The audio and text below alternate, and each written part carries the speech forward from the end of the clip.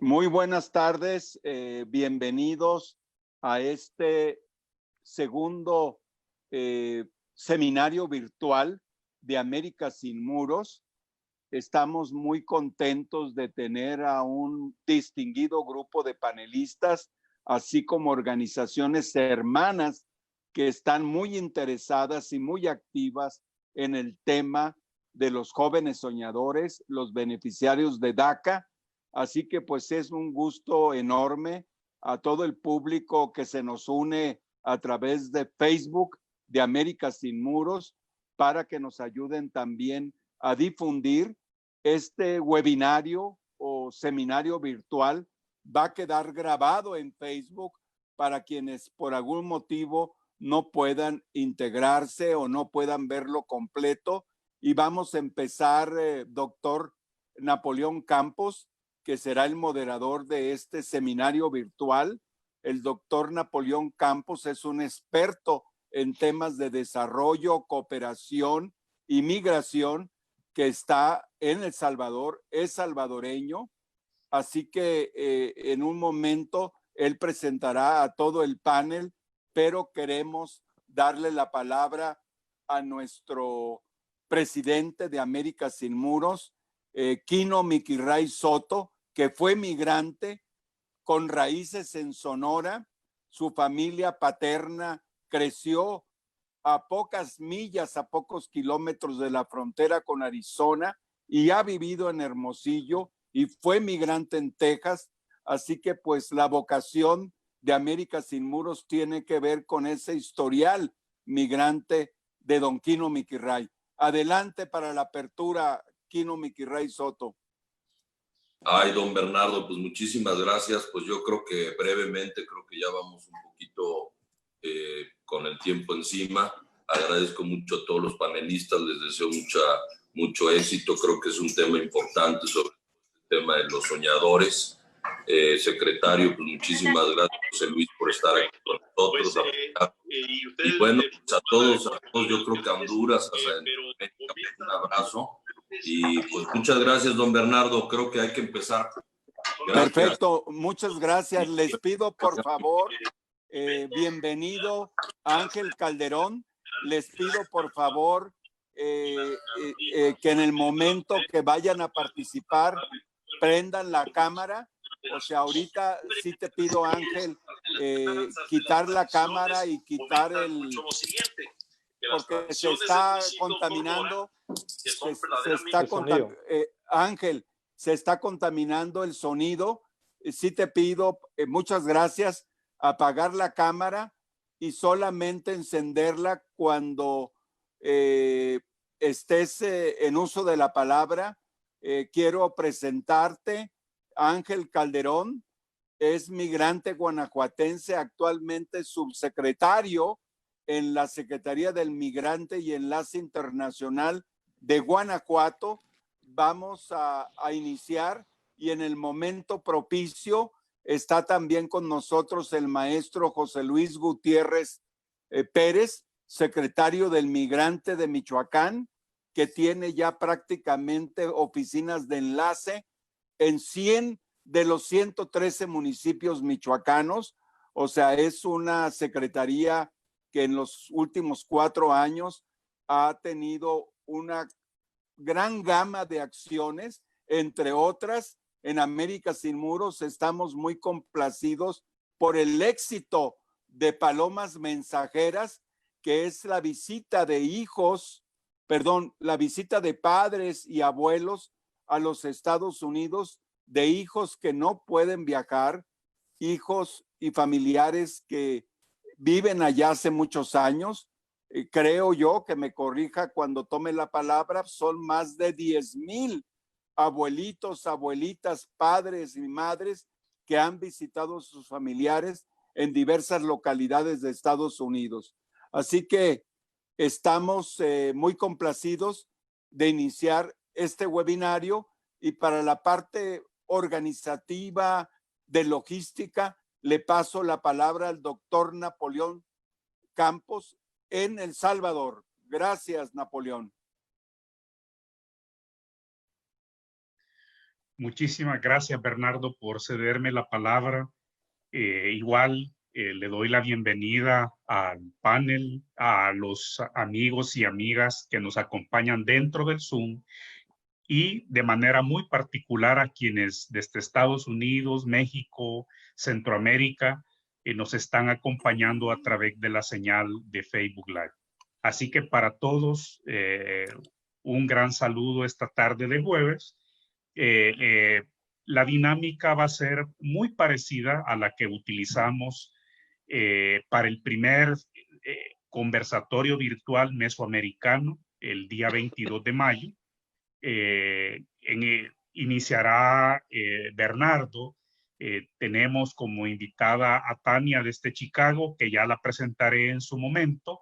Arrancará Bernardo. Si Tania pues se conecta a renglón seguido, ella participará como vocera de los beneficiarios DACA, ¿verdad? Y desde su militancia y activismo a favor de los derechos de los trabajadores migratorios en los Estados Unidos. Luego intervendrá Nancy, Jean-Paul Nancy Perdomo desde Honduras, quien nos acompañó en el primer seminario. Nancy es una destacada periodista, es un lujo, Nancy, tenerte con nosotros nuevamente, una periodista muy destacada dentro y fuera de Honduras, quien nos ayudará también a enfocar a nivel nacional el tema de los soñadores tras esta sentencia de la Corte Suprema de Justicia. Luego, la penúltima participación como ponente de Jean-Paul Brière, que también nos vuelve a acompañar en este enfoque mesoamericano. Jean-Paul fue un extraordinario diputado del Congreso de Guatemala que trabajó de sol a sol en la Comisión de Relaciones Internacionales y Asuntos Migratorios del Congreso de Guatemala en sus 8 años de ejercicio como congresista. Y finalmente este servidor que enfocará el tema de El Salvador.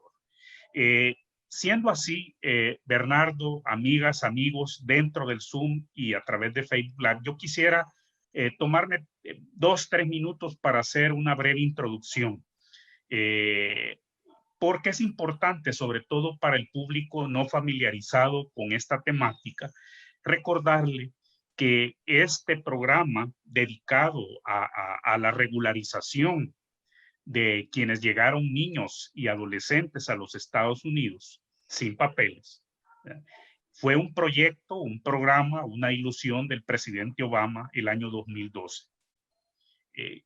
A partir de ese momento se alcanzaron cifras extraordinarias porque significaron el inicio de la regularización, que salieran del limbo. Más de 650,000 llamados o bautizados popularmente como soñadores, dreamers, y como técnicamente hay que llamarles beneficiarios DACA. Bueno, dicho esto, ¿cuándo comienza esto, así muy rápidamente para el público en general, cuándo comienza esto a cambiar? Con la nueva presidencia del señor Donald Trump, el año 2017, dentro de pues, el conjunto de sus políticas sobre migración, él presentó la propuesta que le ejecutó diciendo pues que lo hacía así como Barack Obama había lanzado el programa DACA a través de un decreto ejecutivo. Él igualmente por una decisión ejecutiva anulaba el programa DACA. Es importante subrayar, y no lo dudo que en el momento que Tania se incorpore con nosotros desde Chicago, que nos va a dar más de algún detalle importante de cómo tanto soñadores a título personal como organizaciones de migrantes, incluso sector empresarial, presentaron apelaciones en cortes distritales en 5 estados de los Estados Unidos. Esto fue muy interesante.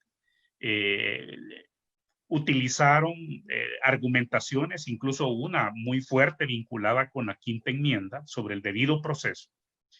Y fue así como se detiene la conclusión de DACA gracias a estos recursos. ¿Qué es lo que tenemos ahora? Lo que tenemos ahora es la sentencia al recurso final de la administración Trump contra los procesos de apelación en las 5 cortes distritales dirimidas dentro de la Corte Suprema de Justicia. Siendo muy breves, y por eso creo que es muy importante este enfoque mesoamericano, amigas y amigos, y es que de los más de 650,000 soñadores, el 80% son de origen mexicano. El 2.4 son de origen hondureño, el 2.6 de origen guatemalteco y el 4% de origen salvadoreño. Es decir, que el 89% de los soñadores son mesoamericanos. En este enfoque nuestro de ver de este modo la integración de México con Centroamérica. Es curioso porque el recurso DACA ha comprendido a estos niños y adolescentes que llegaron con sus papás, es decir, no son menores sin acompañante, y esto les da una cualidad muy importante a los soñadores.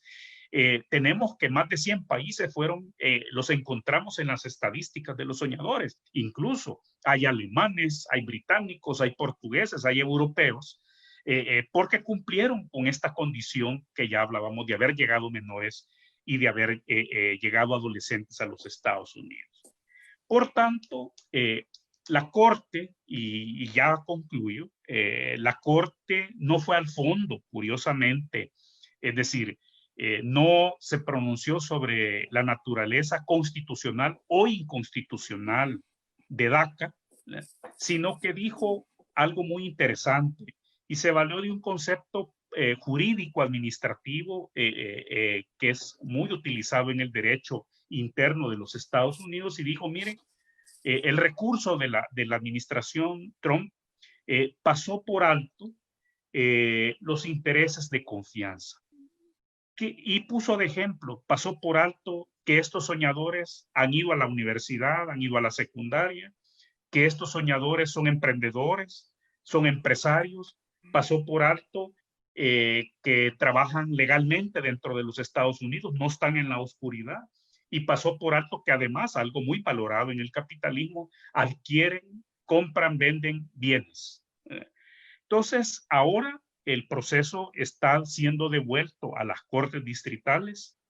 El presidente Trump tiene todavía la posibilidad no de recurrir, sino que la Corte Suprema de Justicia le dice, mire, vea usted y si quiere iniciar un nuevo proceso, hágalo, ¿verdad? Pero tome en cuenta estos razonamientos que le damos de que no puede pasar usted por alto que estas son personas productivas, tan productivas, y con esto concluyo para darle la palabra a Bernardo, y es que ahora por el COVID-19 se está poniendo en alto que aproximadamente 50,000 soñadores están en la primera línea como trabajadores sanitarios en el combate del COVID-19, lo cual es un orgullo para nosotros.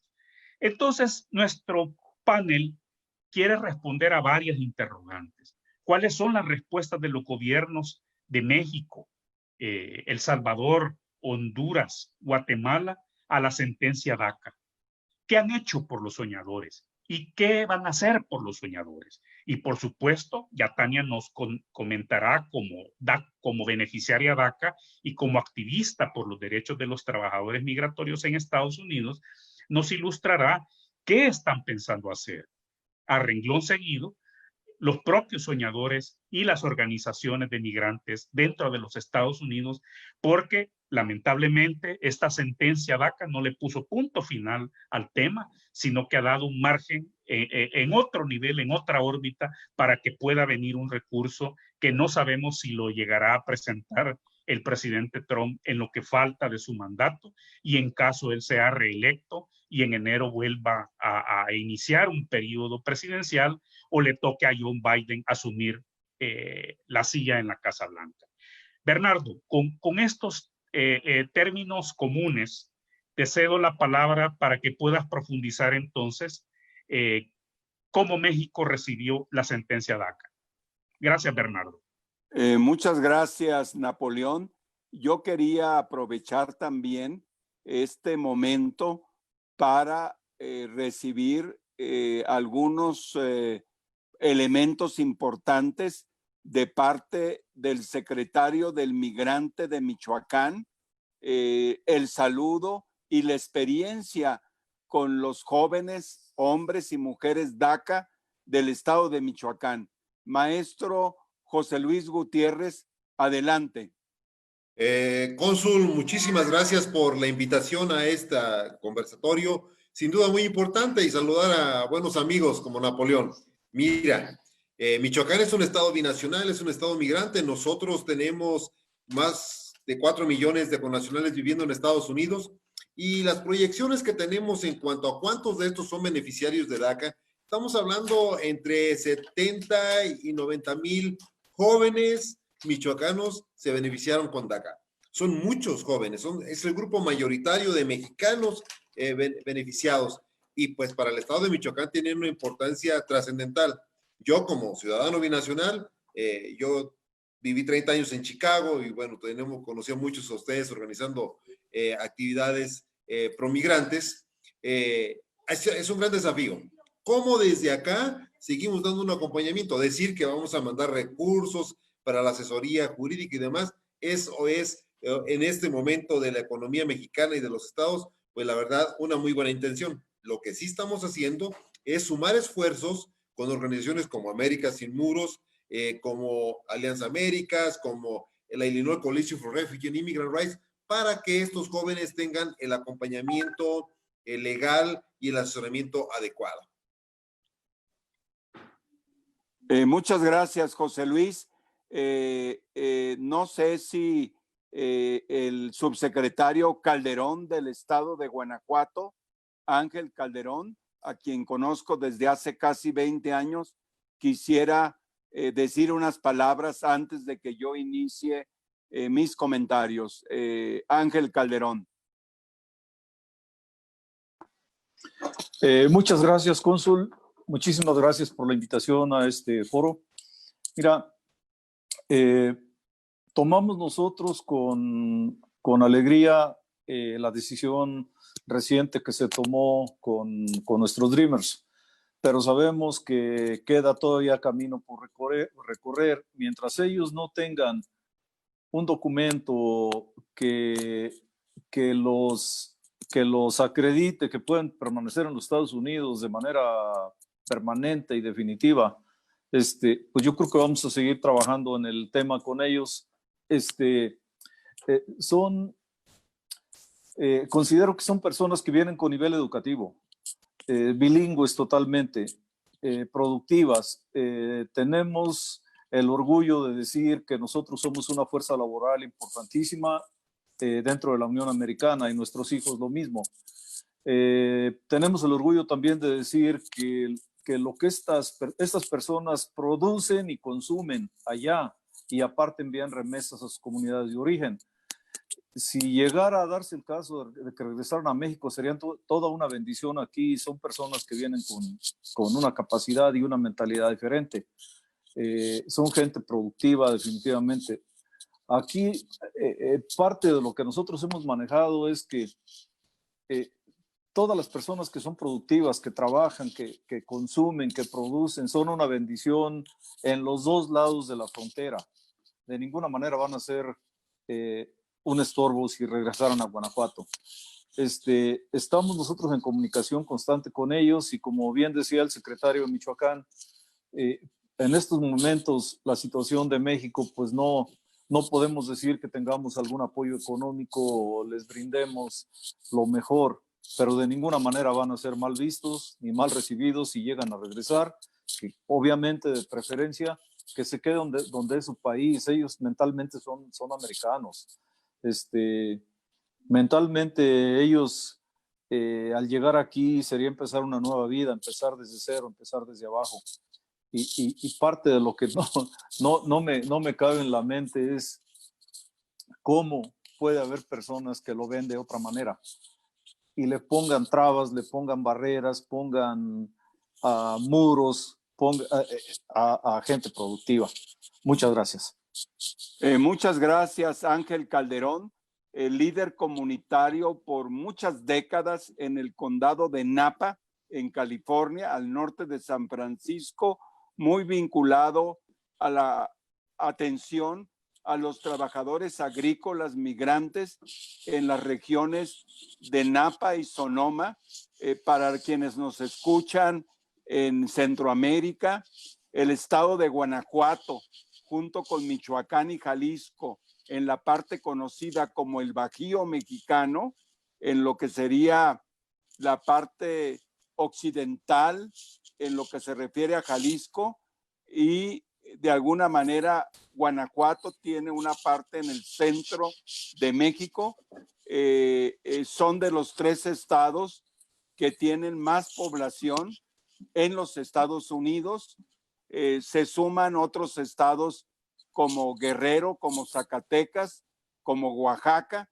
Sin embargo, en la historia de las migraciones de México, Guanajuato tiene toda una historia muy importante y significativa, y obviamente, como decía Ángel, se han vinculado muchos guanajuatenses a actividades empresariales, productivas, académicas.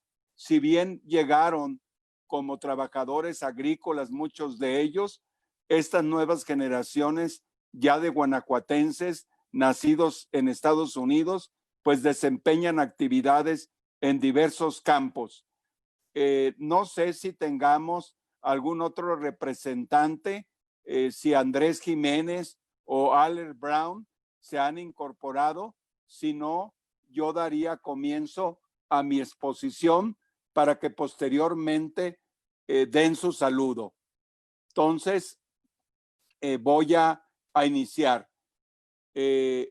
Como señaló el doctor Napoleón Campos, esta iniciativa de atender a los jóvenes que llegaron en su infancia a los Estados Unidos fue una iniciativa del presidente Barack Obama, y debemos recordar que en todo el trayecto para lograr que más de 600,000 jóvenes mexicanos tuvieran la inscripción y la validación como jóvenes DACA, fue muy importante la labor de organizaciones comunitarias, entre otras la Federación de Clubes Michoacanos en Chicago, en California, y organizaciones también locales, organizaciones vinculadas a la lucha inmigrante. Y vale la pena reconocer también que la red de los 50 consulados mexicanos, de acuerdo con sus capacidades, se pusieron al servicio de los jóvenes y sus familias para ayudarles a hacer esta petición. Estamos hablando de 10 consulados de México en California, que es de los estados donde hay más jóvenes DACA, jóvenes Dreamers mexicanos. También en el caso de Texas, donde también México tiene 10 consulados. Toda la red consular, obviamente en Arizona son 5 consulados, ya van 25, y consulados importantes por la población mexicana en Nueva York, consulados en Florida, el consulado general en Miami. Así que de esos 50 consulados estuvieron trabajando en coordinación y alianza con las organizaciones comunitarias locales para lograr que los jóvenes tuvieran acceso a tener el estatus de jóvenes soñadores. También vale la pena señalar que ha habido ya renovación de DACA. También decir que muchos de estos jóvenes, hombres y mujeres, pudieron venir a México a pesar de una situación un poco complicada. Obtuvieron un tipo de permiso bajo juramento para poder ir por primera vez en su vida a visitar a sus familiares. Como bien señalaba el doctor Napoleón Campos, ya hay una evidencia muy fuerte en este momento de pandemia que muchos de los jóvenes soñadores no solamente mexicanos, salvadoreños, hondureños, guatemaltecos. Filipinas también es un país que tiene algo de raíz también hispana, que tiene un buen número de soñadores, y obviamente países del todo el mundo. Y hay que reconocer este trabajo en el área sanitaria. Ya señalaba el doctor Campos, más de 50,000 de los jóvenes soñadores están involucrados y activos en la primera línea, en labores como médicos, médicas, enfermeros, enfermeras, camilleros, en fin, en todo lo que es el equipo de salud, están presentes los jóvenes, hombres y mujeres soñadores, apoyando en este momento tan complejo, difícil de la pandemia. Obviamente que hay también jóvenes en las áreas industriales, obviamente que tienen que ver con la producción de algunos insumos esenciales, en las áreas de comercio, en las áreas académicas de investigación.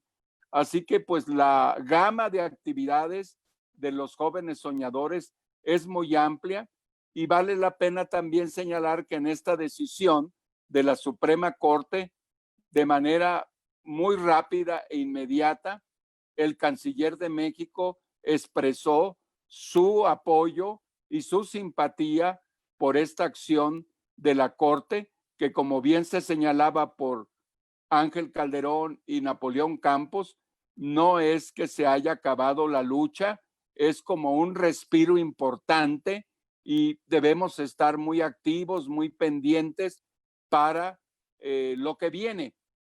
También vale la pena señalar que por diversos motivos, dudas, temores, sí hubo un número muy importante, más de 100,000 jóvenes de origen mexicano que no solicitaron DACA porque tenían temor en que en algún momento se diera una deportación y no tuvieron plena confianza. Es posible que este número sea un poco mayor, así que muy probablemente, de acuerdo con los datos que se tienen censales de los jóvenes que llegaron en la infancia, fue más de 1,000,000 los que pudieron solicitar el estatus, pero como señalaba, no todos solicitaron y llenaron los documentos, los papeles para tener ese estatus.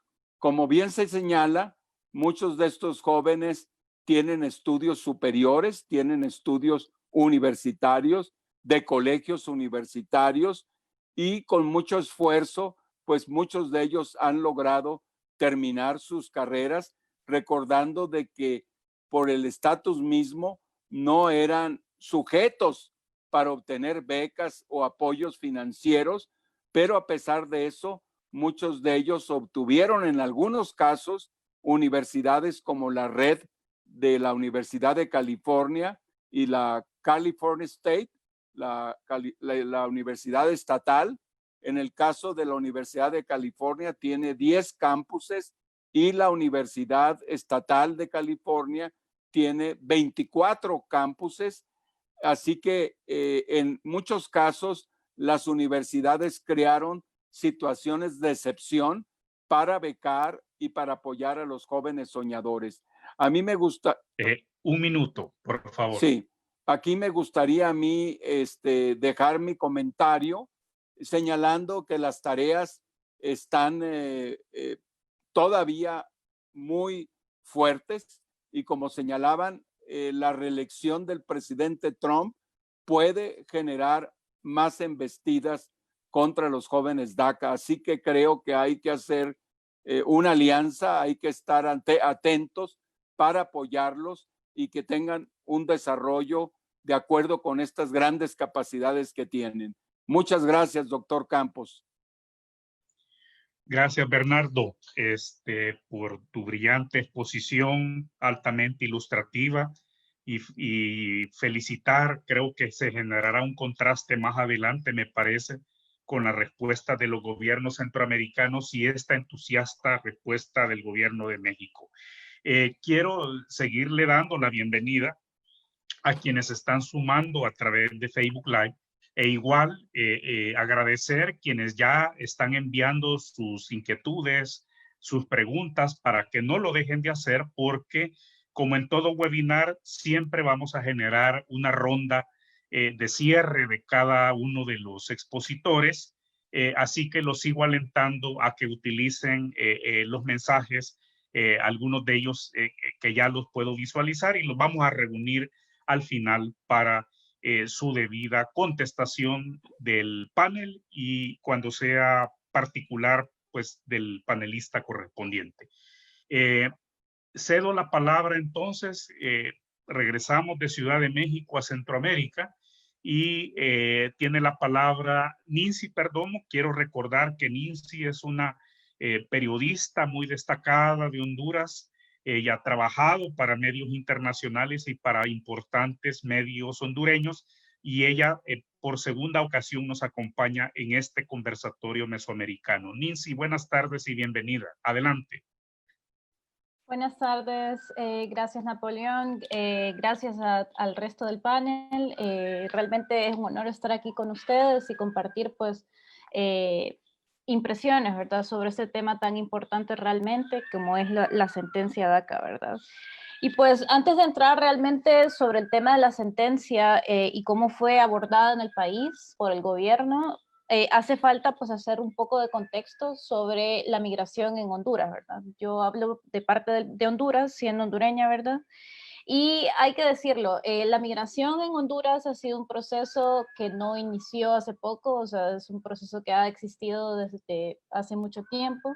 Sin embargo, podemos observar diferencias, digamos, de las modalidades de cómo se llevaba a cabo en los 80s y los 90s, donde todavía había un cierto nivel de retorno voluntario, por así decirlo, de los migrantes hondureños en Estados Unidos. Y luego, pues ya después del huracán Mitch, que realmente fue uno de esos momentos determinantes en la historia más reciente del país, que dejó prácticamente destruida la infraestructura nacional en un alto porcentaje, la migración empieza a hacer una escalada hasta llegar a los niveles que tenemos ahora, ¿verdad? Donde pues de 2012 para acá, pues hemos visto un repunte realmente en la migración. Bueno, desde 2009 para acá hemos visto un repunte en estos últimos 10 años en la migración, ¿verdad? Y mucho de eso tiene que ver con el deterioro de las situaciones económicas, de las situaciones sociales, también de la seguridad ciudadana,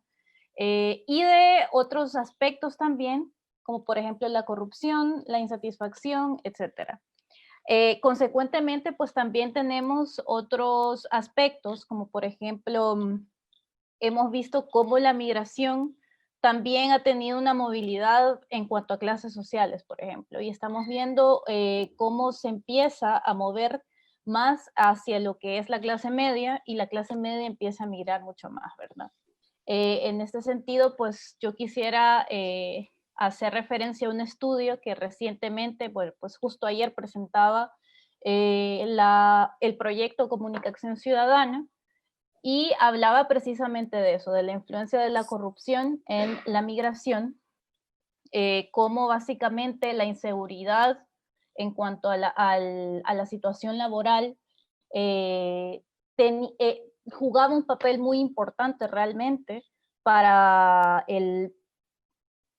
llevar a esta población pues a migrar del país. Y dentro de esto, pues lo que tenemos es eso, que la clase media en el país realmente es una clase bastante frágil, es una clase que no tiene en realidad estabilidad social, estabilidad económica, y pues esto no nos debe extrañar en un país donde tenemos un 70% de la población en el umbral de la pobreza, básicamente. Aparte de eso, pues tenemos otros indicadores. Por ejemplo, el tema de la desesperanza es muy importante. El estudio menciona, de hecho, que hay un 71% de desesperanza en la muestra que fue consultada sobre el tema económico y de empleo. Y esto pues viene a reforzar precisamente lo que vimos anteriormente, ¿verdad? Y bueno, es importante mencionar esto porque, como decía antes, este repunte, ¿verdad?, de la migración justo después del Mitch, fue cuando llevó a muchas familias, pues primero se iba la madre, luego la madre venía y quizás llevaba a sus hijos, ¿verdad?, hacia Estados Unidos. Y así comenzaban, digamos, a llegar todos estos niños, todos estos menores de edad, que luego fueron y se adscribieron al DACA, pues, precisamente.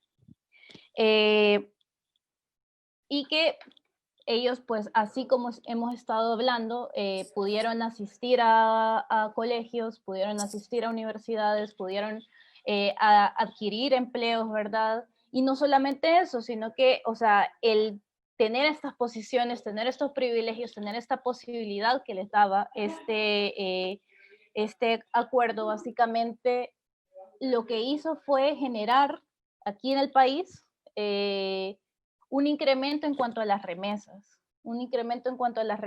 y eso es muy importante porque Honduras es un país cuya economía está basada prácticamente en las remesas, ¿verdad? Obviamente, al tener una educación universitaria, tenemos la posibilidad de acceder a empleos mejor remunerados, perdón. Y eso es muy importante, pues, o sea, en cuanto a este tema. ¿Qué sucede cuando empieza este ataque, verdad, de Trump, que en parte también se estaba ubicando en el espectro geopolítico, verdad? Para tratar de, digamos, menguar los índices de migración en ese momento. ¿Qué es lo que sucede realmente? Honduras como tal, pues nunca el Estado de Honduras como tal, nunca ha tenido estrategias muy fuertes para poder apoyar a su población migrante en Estados Unidos. De hecho, el servicio consular, el servicio diplomático, perdón, del Estado de Honduras ha tenido severas deficiencias en realidad. Y eso ha sido un tema que pues se ha mencionado bastante, es especialmente relevante también en cuanto al asunto del tema electoral, porque no existe realmente una estructura que permita a toda esta población migrante en Estados Unidos sentirse vinculada a este país. Y entonces, cuando viene toda la crisis del DACA, ¿verdad? Hay una desconexión entre la población, entre los Dreamers hondureños que están en Estados Unidos y los representantes hondureños, ¿verdad? En pues las instituciones diplomáticas en Estados Unidos. Y no existe una estrategia que realmente conecte con ellos para poder, digamos, cabildear para que se mantenga este programa. Bien. ¿Qué sucede después cuando pues, se da esta sentencia? Hasta el momento, pues el Estado de Honduras no se ha pronunciado sobre este tema. No hay o sea, el canciller de la República pues no ha hecho ningún tipo de comentario sobre este tema. De hecho, en este momento el país se encuentra enfrascado en una tremenda crisis política, ¿verdad? No solamente sanitaria, ¿verdad? Por el tema del COVID, pero también ha traspasado ya el tema político y no digamos económico. Entonces todavía no ha habido realmente una expresión sobre este tema, pero no existe pues todavía una estructura pues que permita establecer esa conexión con esas personas. Analizando un poco sobre el tema de lo que significa políticamente en este momento, pues, donde resurgen en Estados Unidos en el marco de lo que viene ahorita de las elecciones próximas, ¿verdad? De la pugna política que existe entre el Partido Demócrata y Republicano, ¿verdad?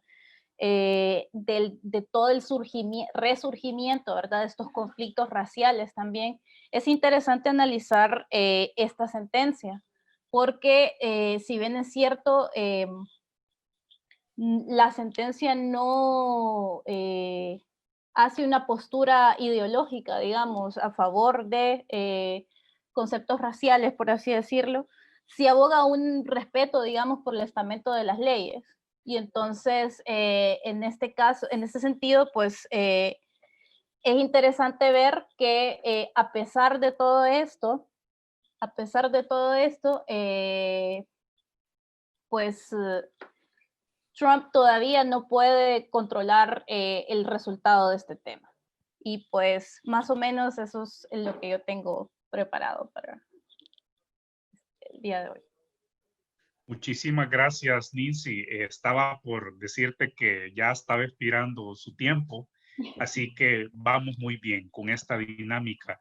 Nos están enviando saludos desde Australia, de la comunidad salvadoreña en Australia, ¿no?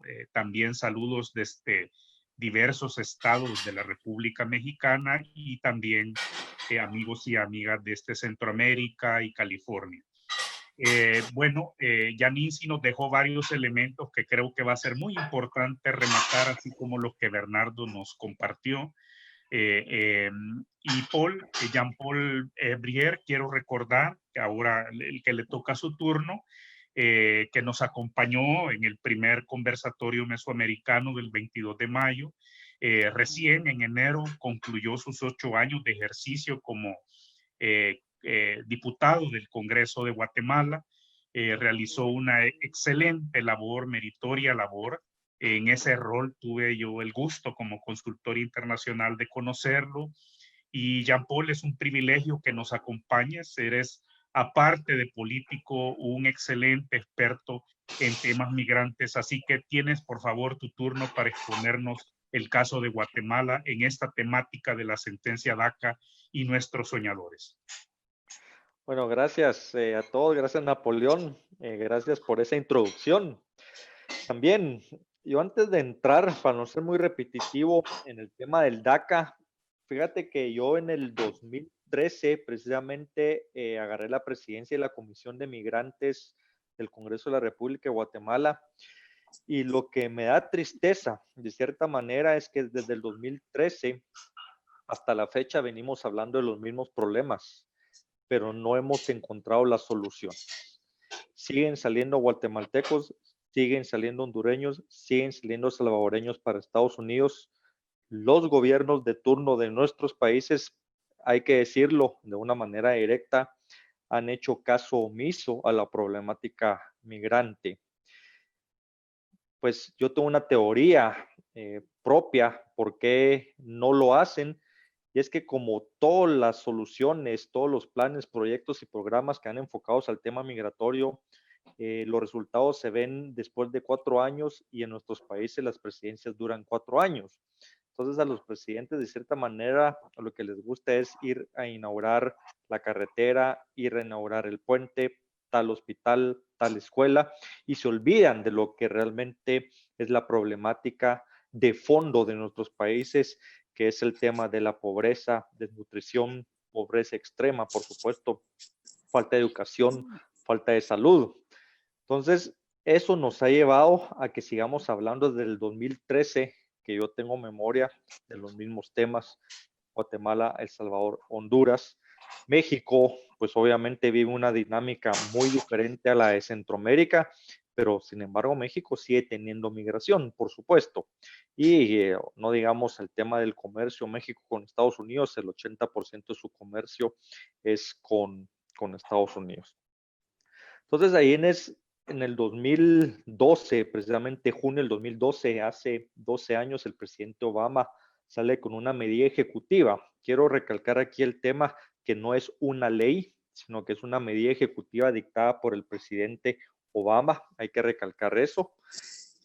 Por eso es que, de cierta manera, el presidente Trump, por medio de Jeff Sessions, que es que era el secretario, como el Ministerio Público, como el fiscal del Ministerio Público en ese tiempo, pues ingresa para que pueda ser de cierta manera revocado el DACA en las cortes, y vemos que el resultado lo emite la Corte Suprema de Justicia de Estados Unidos, precisamente 5 votos a 4. Estuvo tan peleado que puede haber sido al revés, puede haber sido 5 a favor de Trump y 4 en contra. Entonces se dio, la situación se dio. El juez Roberts, creo que es un juez bastante conservador, fue el que al final el voto de él fue el voto decisivo. Yo creo que aquí el tema no es que Trump perdió. Yo no veo el tema que Trump perdió, al contrario. Yo veo que ganaron esos 700,000 personas que son beneficiarias del programa DACA.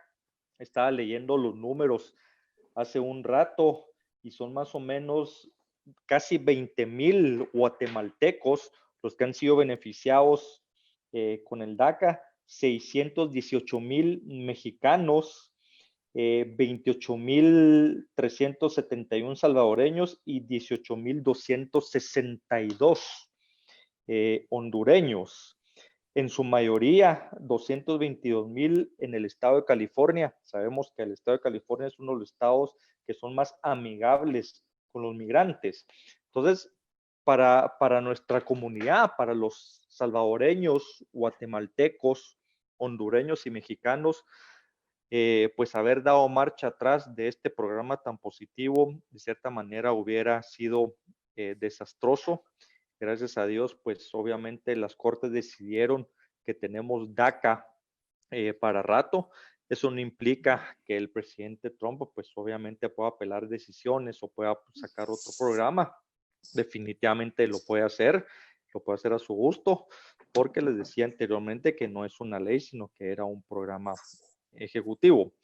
Lo que sí ayudaría mucho, que creo que es lo que estamos conscientes, es la famosa reforma inmigratoria, que anda en el ambiente más o menos desde el 2013, creo que fue cuando se aprobó. La aprobó el Senado, falta el Congreso. Eso fue lo que pasó. De primero pasó el Senado y falta el Congreso. Vamos a ver qué sucede en las elecciones. Yo creo que el tema migratorio va a estar siempre en la agenda de Estados Unidos para estas elecciones. Es un tema que Biden lo va a poner sobre la mesa y obviamente Trump lo va a poner sobre la mesa. Las diferencias son bastante marcadas. Al final, creo que los que tienen que ganar son las personas. El DACA sirvió para muchas personas darles la tranquilidad de salir de las tinieblas, por decirlo así, que puedan circular de manera tranquila, de poder ir a sus trabajos y no tener el temor de ser detenidos y después ser retornados a sus países, de poder tener acceso a un trabajo digno, de poder tener acceso a salud. Es importante que hay que resaltar que el acceso a la salud también se les dio por medio del DACA, y pueden tener una vida bastante tranquila en Estados Unidos. Entonces, programas como el DACA, pues obviamente son sumamente positivos. Se había quedado en stand-by las solicitudes a partir del 2017, porque obviamente había un recurso planteado en la corte, y más adelante, pues la persona que, no sé, que creo que tenemos un invitado de Chicago, nos platicará si ya por lo menos el servicio de Estados Unidos ya empezó a recibir nuevas aplicaciones. Me imagino que sí, lo desconozco, pero me imagino que el servicio de Estados Unidos de Inmigración de Estados Unidos pues ya empezó a recibir nuevas aplicaciones para poder beneficiar a la mayoría de los que se conocen como Dreamers. Me quedaría aquí por este momento. Gracias, Napoleón. Muchísimas gracias, Jean Paul. Te agradecemos mucho, sobre todo por tu experiencia en vivo y en directo, como se dice. Perdón, solo dame, se me olvidó un tema muy importante. Por favor. Yo vi un pronunciamiento del canciller de México del tema de la resolución de la Corte, pero lamentablemente no vi un pronunciamiento de parte de Guatemala, Honduras y El Salvador.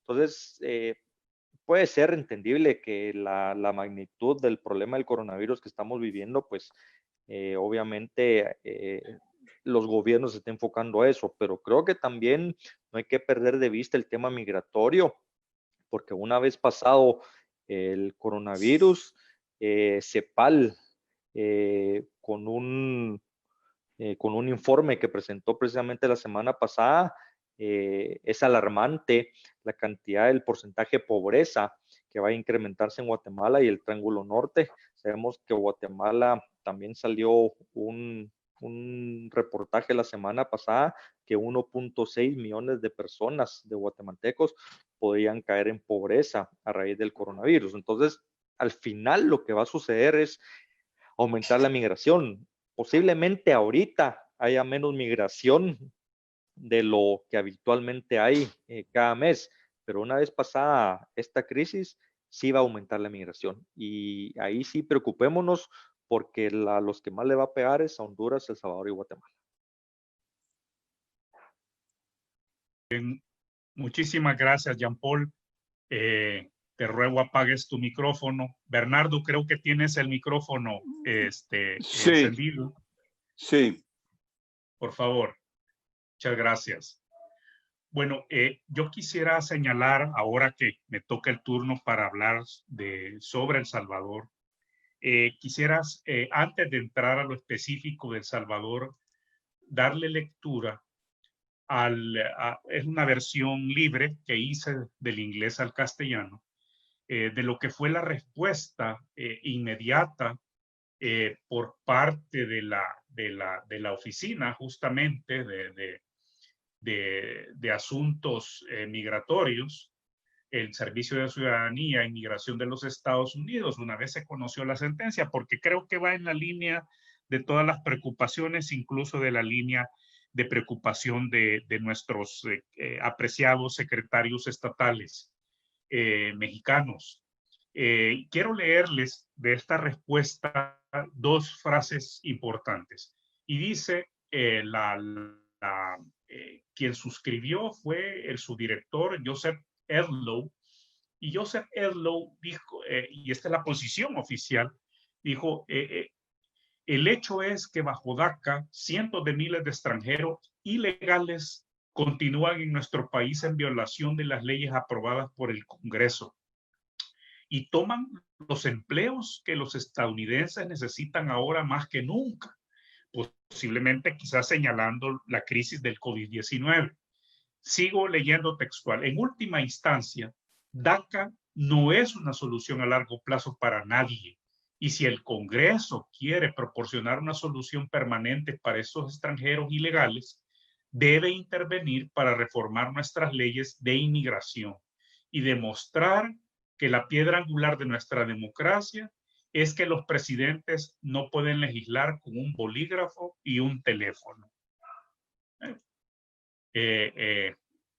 Durísimas las palabras, pero es muy interesante que esto que Jean Paul nos recordaba, porque no olvidemos que el recurso DACA, la decisión ejecutiva DACA se da después de varios años de entrampamiento a nivel del Congreso de varios proyectos de reforma migratoria integral. Y me llama mucho la atención que dentro de lo duro de ciertos términos, la viceautoridad de la oficina especializada en Estados Unidos habla también que los legisladores deben encaminarse a una regularización. Así que me ha llamado mucho la atención porque dentro de lo duro me parece que esto es una figura interesante que ojalá el secretario Pepe nos pueda desde Michoacán ahondar tal vez más adelante al respecto. Miren, yo quiero sumarme al lamento de Nincy, al lamento de Jean Paul, porque también en El Salvador hubo silencio, también en El Salvador se produjo un silencio ante la sentencia DACA, ¿verdad? Siendo El Salvador, claro, ya lo dijimos, con gran distancia respecto al gran contingente mexicano de soñadores, pero El Salvador aporta una cifra importante que ya nos decía Jean Paul, de 28,000, casi 30,000, y que representan el 4% del total de soñadores. Yo aquí quiero, para todos los que estamos participando, incluso para quienes están participando en el Facebook Live, dejar una idea muy importante del por qué también es importante para nosotros los soñadores. Porque son primera generación. Es decir, no olvidemos que son niños y adolescentes que nacieron en México, que nacieron en Guatemala, que nacieron en Honduras, que nacieron en El Salvador, y fueron llevados siendo menores a los Estados Unidos. Y ya lo sabemos, esta primera generación es la generación más vinculada a nuestros países por cultura, por remesas, ¿verdad? Por lazos familiares, a diferencia de la segunda, ya no se diga la tercera generación, que muchas veces ya no quieren saber nada de lo que pasa en nuestros países. Y lo digo también pensando en mi misma familia, en descendientes de mi misma familia que viven en los Estados Unidos, ya son segunda, tercera generación y posiblemente están en lo correcto, porque han hecho sus vidas, nacieron en los Estados Unidos y han hecho su vida dentro de los Estados Unidos. Tienen menos arraigo con el país. Pero yo quiero destacar, y ojalá más adelante en el cierre podamos recuperar este elemento, porque yo creo que es clave que el poder regularizar a una gran cantidad de Dreamers mexicanos, a los 28,000 salvadoreños, a los 18,000 hondureños, a los 19,000 guatemaltecos, representan un valor agregado para el país y es una pena que hayan guardado silencio nuestros gobiernos. Y creo que, sobre todo, Bernardo, este debe ser un elemento que yo te pediría que lo recuperáramos bajo esta hospitalidad que yo vuelvo a agradecer de América Sin Muros, de permitirnos tener este diálogo transparente y este diálogo propositivo. Porque grave que tengamos como denominador común este silencio de los gobiernos centroamericanos ante, si bien ya lo dijimos, no es que van a dormir tranquilos ya nuestros soñadores, pero se abre un compás de espera importante, ¿verdad? Otros más especialistas en el cabildeo en Washington, D.C., nos podrán en un coloquio posterior compartirnos sus apreciaciones técnicas y creen que ahora que ya la campaña electoral arrancó en los Estados Unidos, que está todo al fragor, que todo hay una lectura hasta del COVID-19 desde las elecciones dentro de Estados Unidos, desde las elecciones de noviembre, habrá que escuchar si se creen que el presidente Trump va a introducir un nuevo recurso sobre DACA o se va a esperar a ser reelecto o lo hará si no es reelecto antes de dejar la Casa Blanca. De todas formas, la sentencia le ha dejado estas puertas abiertas. Por tanto, yo creo que yo aplaudo, me regocijo, de verdad, Bernardo, de verdad, secretarios de Migrantes, de verdad, Aquino, me regocijo porque el titular de la Secretaría de Relaciones Exteriores de México salió al paso de la sentencia DACA. Yo creo que es importante que hayan salido igual al paso los gobernadores estatales en México, porque creo que tanto Jean Paul, Nincy y este servidor echamos de menos y cuesta creer que por alianzas políticas con la administración Trump, nuestros gobiernos nacionales no hayan saludado, a diferencia de los medios de comunicación, a diferencia de las organizaciones de guatemaltecos, hondureños, salvadoreños en los Estados Unidos, que han saludado fervorosamente la sentencia DACA con todos y los bemoles y con todos y los matices. Es un importante respiro, ¿verdad? Recordemos que estamos hablando de 3 años que pasó el recurso en la Corte Suprema de Justicia. Entonces, y si ahora es devuelto a las cortes distritales, a las cortes de apelaciones de segunda instancia en 5 estados, es muy posible que estemos hablando de un proceso mucho más largo que signifique la segunda presidencia, hasta el final de la segunda presidencia de Donald Trump o el final del primer ejercicio de Joe Biden.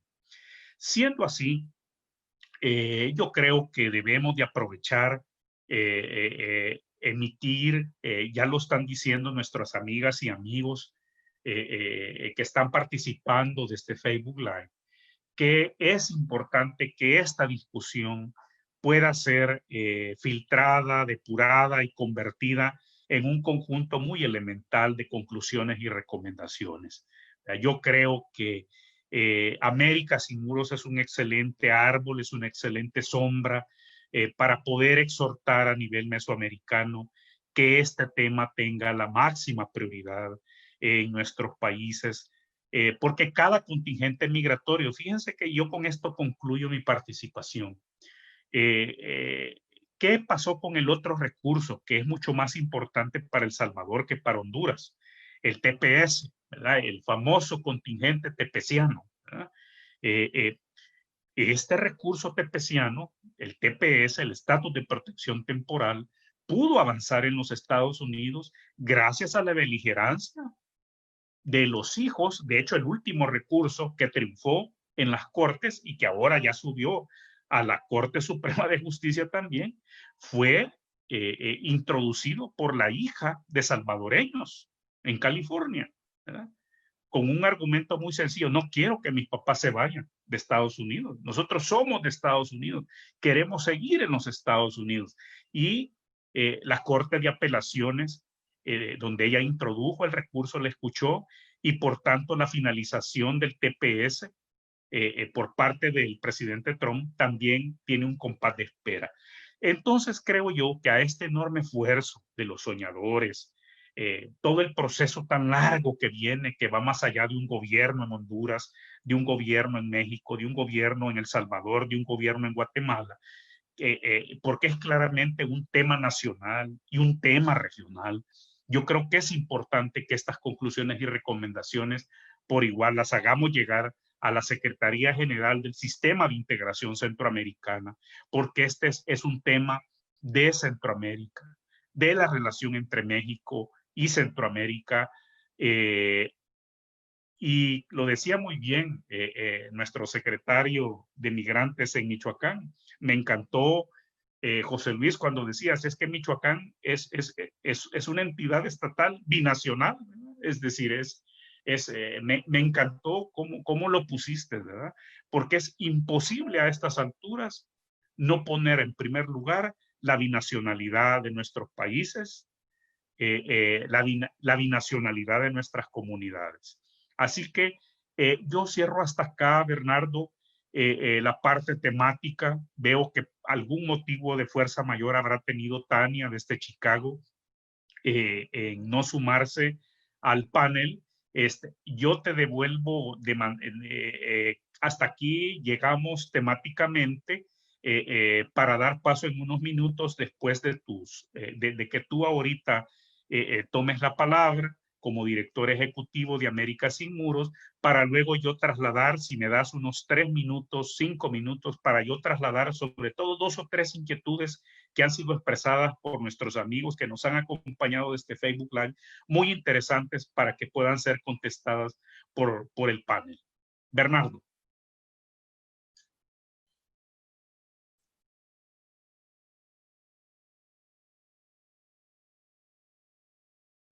Bernardo, tu micrófono tienes que prenderlo. Listo. Ahí está. Ya quedó. Ok, muchas gracias, diputado.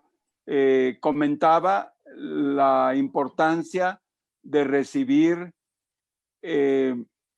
lo que ha hecho el maestro José Luis Gutiérrez, empezando desde su labor en Chicago como líder comunitario, cuando se da la decisión de DACA, y un poquito transitar con él de lo que ha sido esta acción de él, primero como líder comunitario, lo que hizo, quiénes fueron sus aliados, el papel de las organizaciones comunitarias y de lucha por derechos en Chicago y en otras partes de Estados Unidos, y ahora su labor como secretario del Migrante. Maestro Gutiérrez Pérez. Cónsul, nuevamente muchísimas gracias. Pues sé que está ahí Kino, Miki Rey, buen amigo, agradecerle también su participación.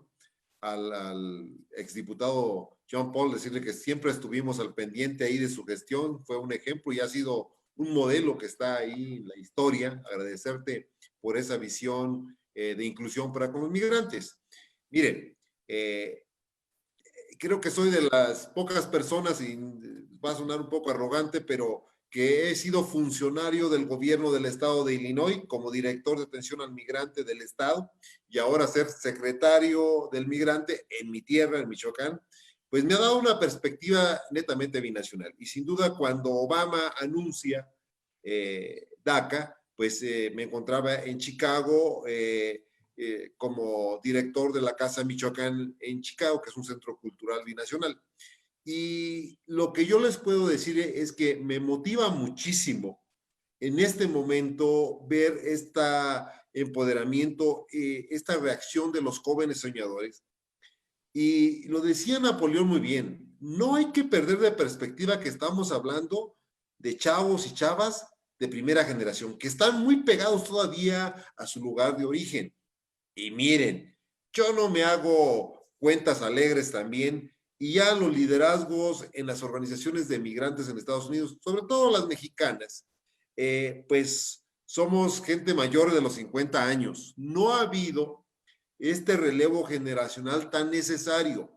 Creo que el día de hoy esa debe ser una de las rutas. ¿Cómo sumamos esfuerzos con estos jóvenes soñadores? Jóvenes que son completamente bilingües, son binacionales, además muy bien preparados, muchos de ellos con maestrías, con doctorados. Creo que en general, como comunidad latinoamericana, debemos apostarle a una mejor relación con ellos y con sus organizaciones. Que sí, bueno, nosotros ya somos adultos mayores, la mayoría de nosotros, y lo que hemos logrado, ahí está, abonó a su lucha y se tendrá que seguir abonando a su lucha. Pero ¿cómo los incluimos? ¿Cómo nos acercamos a ellos? ¿Cómo los apapachamos y les creamos esa conciencia social como dobles nacionales? El orgullo en el lugar donde nacieron. Ese es un desafío y creo que hay que irlo haciendo. No lo vamos a ver los resultados al día de mañana, pero a largo plazo. Y sobre todo, creo que hasta en México también tenemos una tarea, y me imagino que en Guatemala, en Honduras y en El Salvador también. ¿Cómo cambiamos la narrativa sobre ellos? Porque muchas veces a ellos les molesta mucho que les digan, es que ya eres pocho, es que ya te crees más gringo que salvadoreño, mexicano o hondureño. Yo creo que tenemos que entender su realidad de ellos, y lo decían ustedes muy bien. Ellos se ven a sí mismos como estadounidenses, sí. Yo estoy aquí, pero yo nunca pedí que me trajeran. Me trajeron en contra de mi voluntad y ahora estoy aquí en una circunstancia de desventaja por una decisión de mis padres. Sí, para mi futuro, pero ¿cómo tengo garantías de que ese futuro sí lo voy a lograr? Y ahí va a ser trabajo de todos. Por eso yo sí agradecerle, cónsul Bernardo, este tipo de conversatorios que hace tan productivos, y pues decirles que en Michoacán estamos tratando de hacer lo mejor que podemos. Sin duda la pandemia nos ha pegado muchísimo.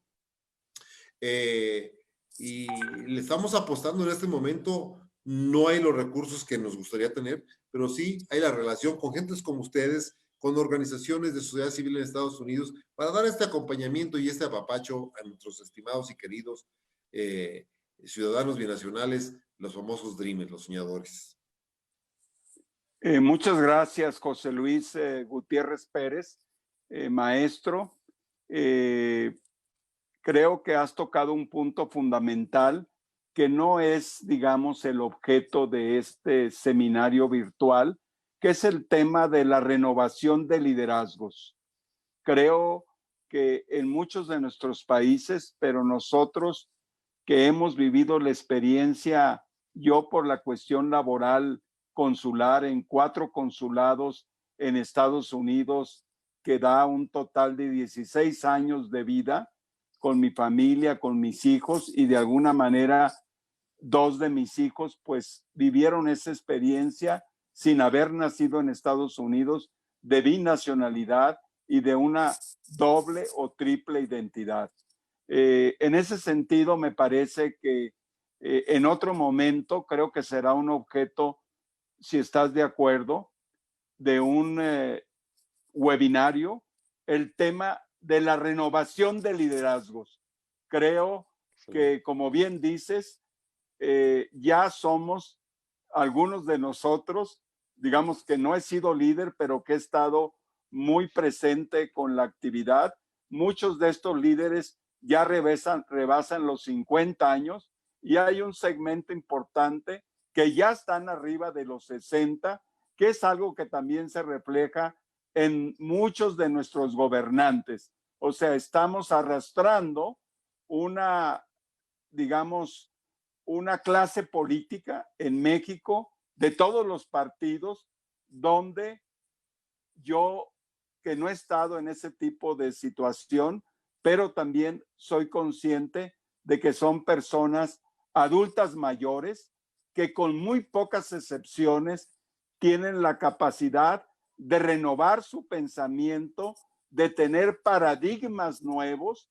Creo que de los pocos que se ven en el ámbito político de México está el diputado Muñoz Ledo, que en el tema migrante pues ha sido muy claro, muy puntual, pero nos encontramos con una buena parte de líderes, de legisladores que están callados, que no hablan, porque como se dice en el lenguaje político mexicano, no hay una línea de arriba para poder hablar. Así que este sería otro tema, la renovación de liderazgos políticos y comunitarios en México y en Estados Unidos en relación a las comunidades mexicanas. No sé en el caso, sí.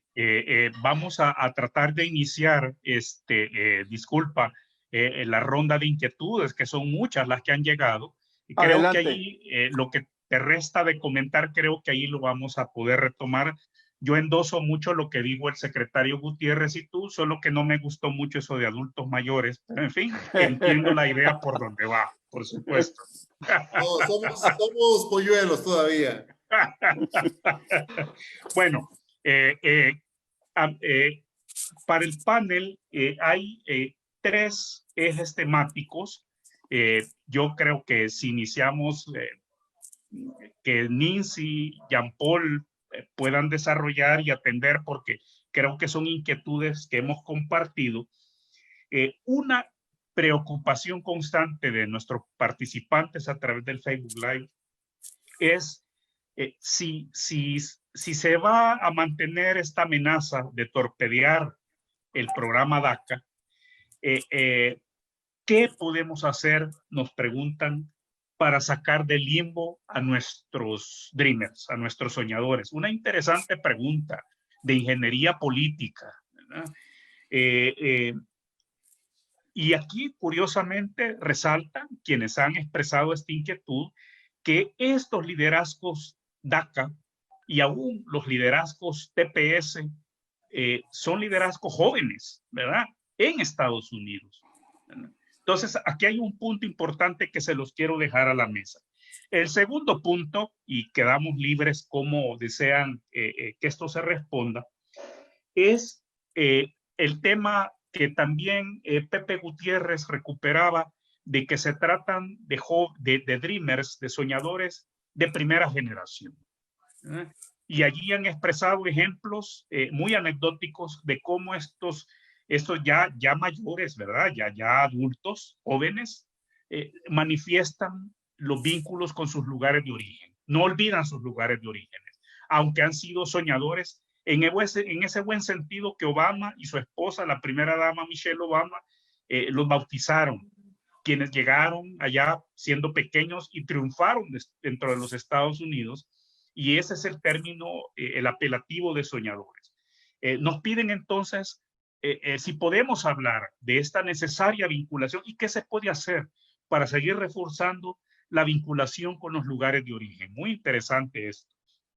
Y el tercer punto, y sobre todo por las participaciones nuestras de los 3 centroamericanos, cómo podemos trabajar la falta de compromiso de la clase política de nuestros países ante un tema tan clave como esta sentencia DACA.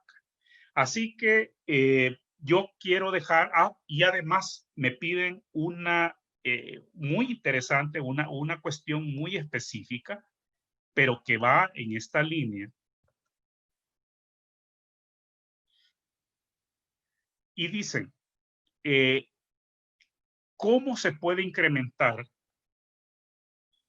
la capacitación de los jóvenes no migrantes con el apoyo de los soñadores en sus lugares de origen? Yo creo que este es un punto muy interesante, ¿verdad? El retorno de inteligencia, bueno, ya lo hemos hablado aquí, ¿verdad? Que se trata de un contingente migratorio altamente capacitado, con habilidades altamente desarrolladas, completamente bilingües, y seguramente algunos manejan un tercer idioma, doctorados, maestría. Entonces nos están preguntando si podríamos dejar alguna idea, ¿verdad? Que va un poco en el tema anterior sobre reforzar los lugares de origen, pero pensando en unir jóvenes soñadores con los jóvenes que permanecen en sus lugares de origen. Así que, Nincy, si quieres tú, por favor, tendrías de 3 a 4 minutos para poder entrarle a alguno de estos temas. Bueno, muchas gracias. Definitivamente yo creo que esto pasa por, o sea, todos los temas en realidad de los que hemos hablado, por el tema de, por uno de los temas que de alguna manera se han resaltado, ¿verdad? En todo este panel, que es el hecho de que no existe una conexión realmente, y en este tema, pues, es preciso recalcar, no existe una conexión de parte de la estructura diplomática de nuestros países, ¿verdad? Con los migrantes y especialmente con los Dreamers. Y no hay un reconocimiento de las organizaciones que están trabajando, que están haciendo activismo realmente por todo esto. Entonces, como no existe esa conexión, no hay la posibilidad de confluir, ¿verdad?, en estrategias que tomen en cuenta el origen, pues, de todo esto, al fin y al cabo. Entonces, es muy importante, para mí, creo yo, que se empiecen a hacer esfuerzos serios, ¿verdad?, de parte de nuestros gobiernos, de los gobiernos del Triángulo Norte, específicamente hablando, ¿verdad?, para fomentar una relación real, ¿verdad?, con las organizaciones de Dreamers, con las organizaciones de migrantes, con las organizaciones de tepecianos que están en los Estados Unidos trabajando sobre estos temas. Hasta el momento, pues realmente nosotros no hemos visto, pues, una verdadera gestión sobre este tema, ni siquiera al menos de parte de Honduras, pues nosotros hemos visto una gestión diplomática consular, ¿verdad?, bastante deficiente. Entonces, si nosotros no tenemos esa conexión inicial, no podemos tampoco empezar, digamos, a conectar con programas creativos que hagan eso que hablábamos, ¿verdad? De conectar esa inteligencia de los Dreamers con comunidades que la necesitan aquí en nuestros países de origen. Entonces, es hora, pues, de que los gobiernos que tienen realmente la posibilidad de generar esa estructura comiencen a pensarse la gestión diplomática desde otro punto de vista, pues, y la actualizan a las problemáticas que se están viviendo actualmente, a las problemáticas que están viviendo nuestros compatriotas en los Estados Unidos, especialmente porque es el país, pues, más cercano a nosotros, pero no solamente ahí. Y bueno, eso es lo que yo tendría que agregar. Muchas gracias, Nincy. Paso inmediatamente el balón a la cancha de Jean Paul en Guatemala. Adelante, Jean Paul. Bueno, Napoleón, sí, el DACA, el hecho de que sea una medida dictada, un programa dictado por el Ejecutivo, lo hace altamente vulnerable para modificación o para que el presidente, perdón, de turno lo deje sin vigencia. No tiene el andamiaje jurídico de una ley, por decirlo así, para que no sea fácilmente modificable.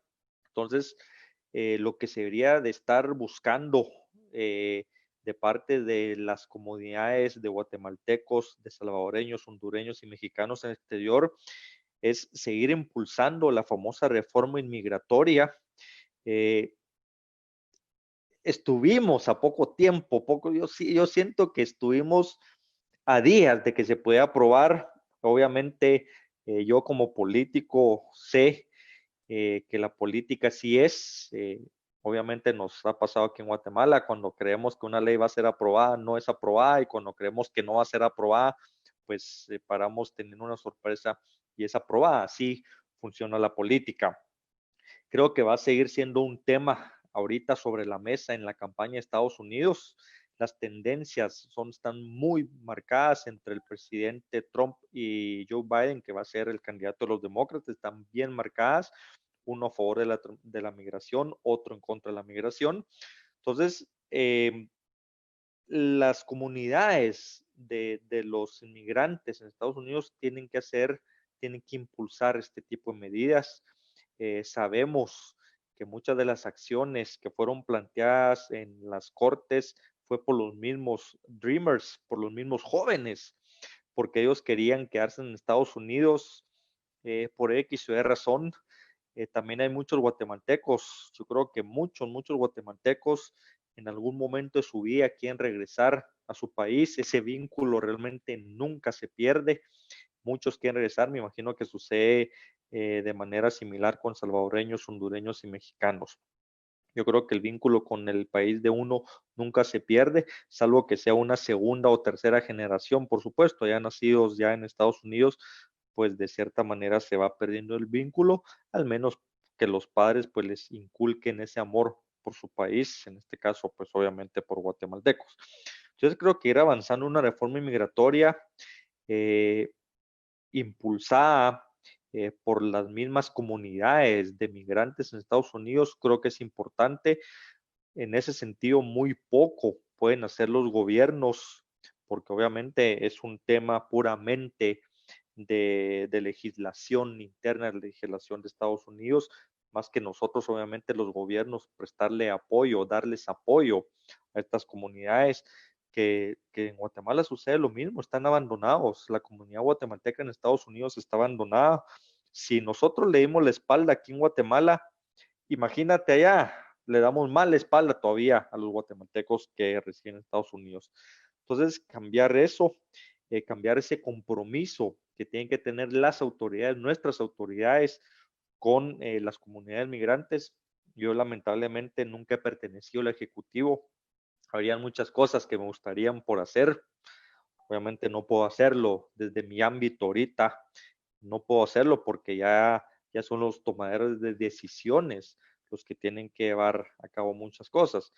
Pero creo que eso es importante, dejar ese mensaje. La unión, me gustó lo que dijo José Luis, buscar la unión. Creo que en la medida que estemos unidos Centroamérica con México, podemos lograr mucho. Creo que cuando nos unimos podemos lograr mucho. Y obviamente, ahorita estamos entretenidos con el tema de la pandemia. Es cierto, nos está costando a todos los países salir, pero una vez pasado este tema, creo que el tema migratorio es uno de los temas importantes. Yo lo digo aquí en Guatemala, sin darnos cuenta. Si tú usas de cierta manera o de cierta excusa resolver el tema migratorio, resuelves el 75% de los problemas de Guatemala, de verdad, porque involucra a los 14 ministerios, a las 26 secretarías, a todos los sectores de Guatemala. Entonces, sin darnos cuenta, resolveríamos un 75% de los problemas de Guatemala. Bueno, entramos ya, amigas y amigos que nos han acompañado en Facebook Live y también a quienes están dentro de la sesión Zoom. Allá, así como es Pepe Gutiérrez, tenemos un palco, una salita VIP para los amigos y amigas de América Sin Muros. Yo quisiera entonces ya cerrar estrictamente la participación temática, Bernardo, y pasarte ahora sí para el cierre que tú tienes previsto. La palabra a partir de este momento, no sin antes agradecerles su participación, sus inquietudes expresadas y esperar poder organizar conforme vaya dándose las temáticas, ya que el primer seminario mesoamericano juntamos migración con COVID-19, remesas, reconstrucción post-COVID-19 y ahora este tema emergente en medio de la pandemia en Estados Unidos, que es la sentencia DACA de la Corte Suprema de Justicia, que da para hablar muchísimo más, ¿verdad? Que desborda los términos de tiempo de este muy bonito segundo seminario mesoamericano. Así que, Bernardo, muchas gracias. Yo reitero mi agradecimiento a América Sin Muros, a ti como director, y a Kino Mikiray como presidente, por esta nueva hospitalidad, por ser anfitriones de este bonito diálogo este 25 de junio. Así que terminan acá nuestras participaciones y nos quedamos escuchando el cierre que tú tienes previsto, Bernardo. Buenas tardes a todas, a todos. Gracias, felicidades. Bernardo, tu micrófono, tu micrófono. Ya quedó, ¿verdad? Sí. En los comentarios y preguntas, por ahí teníamos un comentario de la señora Nancy de Chicago sobre la mayor vinculación necesaria entre jóvenes que tienen acceso a la educación en Estados Unidos, jóvenes soñadores o jóvenes en general, cómo generar mayores vinculaciones con sus lugares de origen. Había también otra pregunta del señor Ortega sobre si en caso de que se cancelara DACA, que es una pregunta que mencionaba yo, que se hicieron muchos jóvenes que no optaron por llenar sus papeles, el tema de que como han dado toda su información prácticamente detallada, huellas digitales, nombres, domicilios, historiales, que si no hay un riesgo para estos jóvenes soñadores, a estos jóvenes DACA, de que pudiera haber una situación en una cancelación que les pudiera afectar en su propia seguridad. Yo no sé si alguien de aquí, de los compañeros en el panel, antes de ir a la clausura con nuestro presidente en América Sin Muros, Kino Mikiray, quisieran comentar estas dos inquietudes que recogí de las personas que entraron por Facebook al seminario virtual. Si tienen algún comentario antes de pasar a la clausura. Voy a revisar en este momento si no se me pasa alguna otra pregunta. Gracias.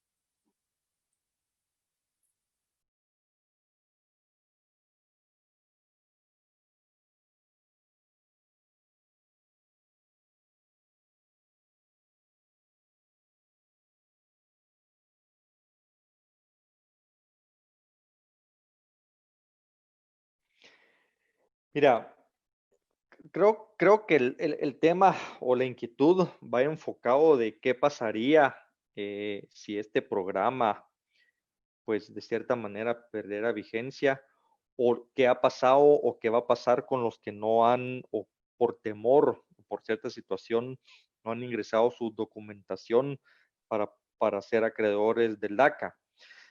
Lamentablemente creo que es una respuesta que yo no puedo dar. Obviamente los beneficios han sido bastantes.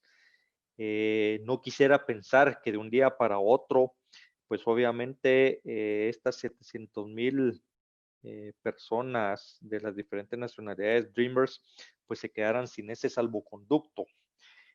Sería un terror realmente que eso no sucediera.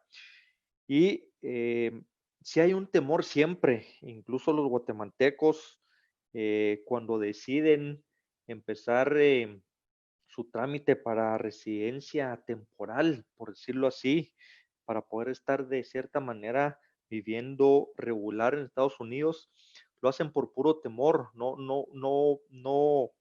hacen o no empiezan su trámite, por decirlo así, por puro temor. Yo creo que el mensaje para ellos es háganlo.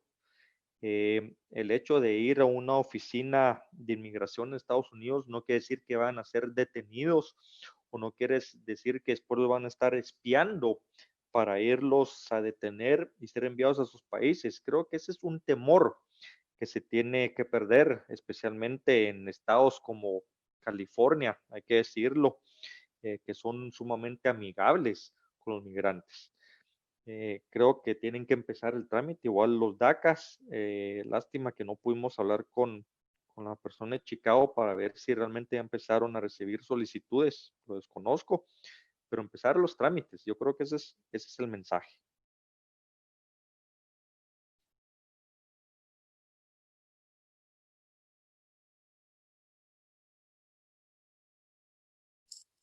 Muchas gracias, Jean-Pierre Bier. Por ahí también vi un comentario de una empresaria jalisciense, Lupita Herrera Rábago, que es de Jalisco, de Lagos de Moreno. Comenta ella que tiene un hermano diplomático, que por cierto conozco a su hermano, y trae el problema relacionado con los consulados y el apoyo que necesitan muchos empresarios que no son de grandes conglomerados, que no son de grandes empresas y que tienen productos o en algunos casos servicios para exportar.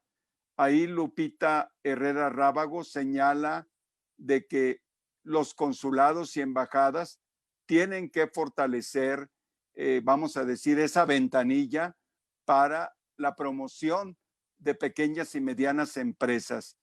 Creo yo que es una queja que siempre presenté de que no hay una preparación para atender a los pequeños y medianos exportadores, a cooperativas, a productores de zonas indígenas, como que buena parte de la promoción comercial se concentró en empresas mexicanas grandes, empresas que tienen mucha capacidad económica, y que la promoción comercial sea con Bancomext, que fue el banco que antes estuvo, antes que ProMéxico, es una asignatura pendiente, y en este momento que desaparecieron todas las entidades de promoción, creo yo que sería muy importante que el propio gobierno mexicano pudiera reclutar, al menos en Estados Unidos, a muchos de estos jóvenes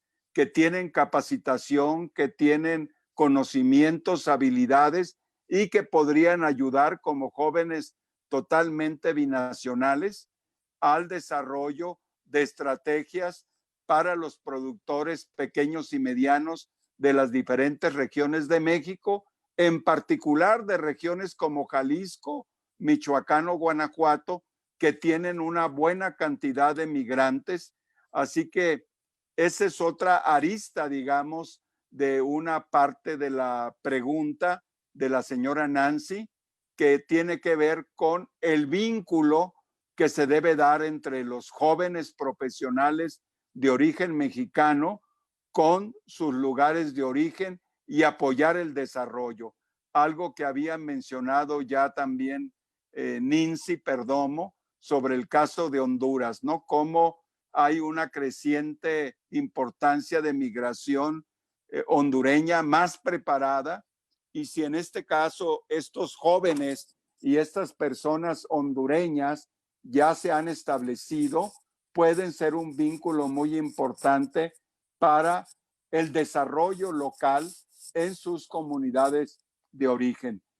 Si no hay algún otro comentario, yo voy a retomar las preguntas de Facebook para responderlas, y si no, canalizarlas a las personas más adecuadas dentro de los panelistas. Así que le daría yo la palabra a Kino Mikiray, presidente de América Sin Muros, y escuchar su opinión sobre los conceptos y contenidos de este seminario virtual. Kino, adelante. Hola, ¿qué tal? Pues muy buenas noches. Pues creo que haciendo un resumen, creo que nos queda, pues es un camino largo. Creo que como comentaba José Luis, También retomando un poco lo que planteaba Paul, es también, creo que llevamos mucho tiempo con el mismo tema y hay pocos avances. Yo creo que hay que estrechar rápidamente lazos, puentes. Yo les agradezco muchísimo a todos. Creo que lo más importante de este tipo de webinars pues, es ponernos al corriente, empezar a crear nuevamente, reitero, estos puentes y estos lazos que nos permiten de alguna forma, así como palomas mensajeras, envía información. Pues yo creo que es importante siempre estar atentos, haciendo este tipo de seminarios, organizando este tipo de pláticas. Y reitero, yo creo que es un camino largo todavía. Y bueno, pues qué maravilloso, la verdad. Me doy cuenta que nos reunimos pues una cantidad de personas, tanto ponentes, gente de primer nivel, gente que realmente pues conoce muy bien el tema migratorio, que lo vive.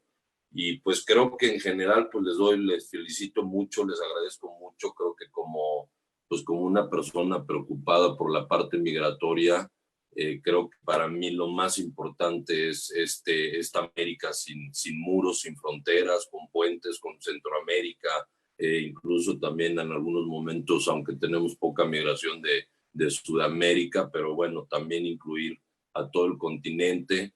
Creo que como mexicano, como latinoamericano, pues requerimos mucho apoyo.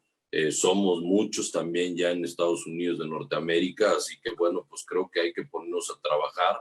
Me encanta la posición un poquito y creo que es un tema que sí deberíamos de organizar, el tema de esta parte de identidad, ¿no? De este norteamericano que viene, que ya es norteamericano, que también lo comenta nuestro secretario de Migración de Migrante en Michoacán. Yo creo que es bien importante esa parte de identidad y la parte generacional, de generación, de empezar a meter a nuevos chavos, meter más gente más joven en este tipo de temas. Pues creo que va a ser un programa ideal. Y bueno, pues muy buenas noches a todos. Pues yo agradezco mucho a todos los participantes, ¿no?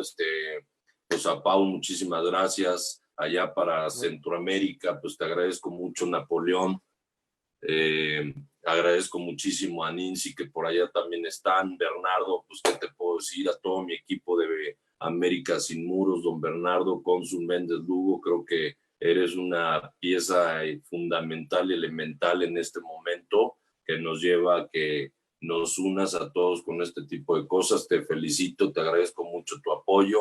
Y pues a todos, José Luis, para todos los que se me pasen por ahí, Alejandro Magaña, muchísimas gracias.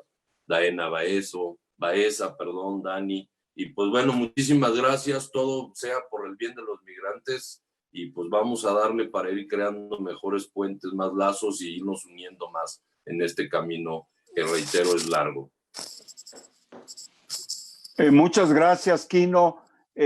Solo me resta que algunos de los participantes, si tienen algún comentario adicional, estaremos preparando webinarios para la próxima semana, todos vinculados a la problemática migrante, tratando de ver también el impacto de la pandemia, de la situación económica en Estados Unidos y México, y obviamente que las experiencias regionales son muy importantes. Ya habíamos avanzado con José Luis Gutiérrez, que en algún momento pues va a ser ponente para darnos la perspectiva de lo que se hace en Michoacán y cuáles son las similitudes y diferencias con otras secretarías del migrante y cómo responden a las características de la migración de cada lugar y obviamente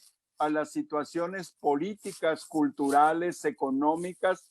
En el caso de Michoacán, la tradición de la migración indígena purépecha es fundamental para entender el fenómeno migratorio, igual que en Oaxaca, igual que en Guerrero, igual que en Hidalgo.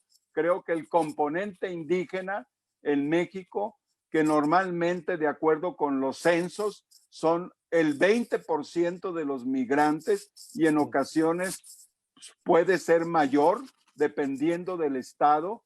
Así que me gustaría, si hay algún comentario final, para pues dar el cierre y que el diseñador gráfico Oscar Hernández y Dana Baeza, que son los que han estado coordinando el sistema de Zoom, darlo por terminado. Le doy la palabra a quien tenga algún comentario que hacer. Muchas gracias.